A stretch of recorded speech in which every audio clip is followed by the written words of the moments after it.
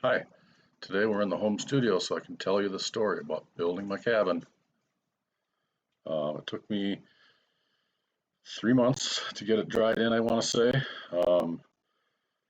Started in June and it lasted until September before all the walls were up and was dried in.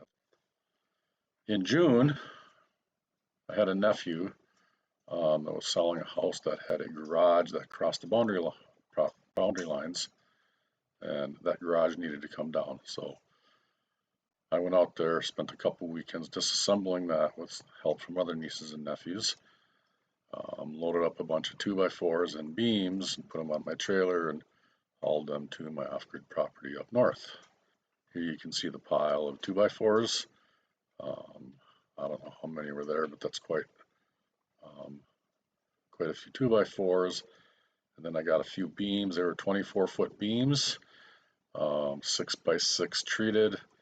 Those didn't get used in the cabin build, but they did get used for sawmill and other purposes. I think I still have one left.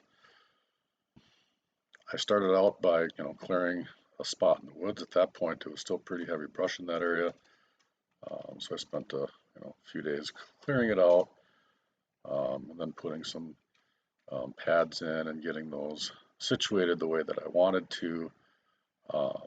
And then it was time to start building the cabin itself. So when we built the cabin, I had a crew there. There was 3 or 4 of us working on the cabin, and it literally went up in 2 days. And apparently I forgot my camera, or forgot about my camera, or my camera was broke because I didn't take any pictures.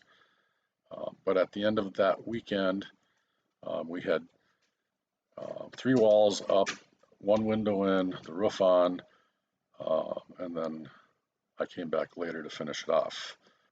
Because it was such a unique structure, I had to build my own door. It was, like I said, it was a unique structure.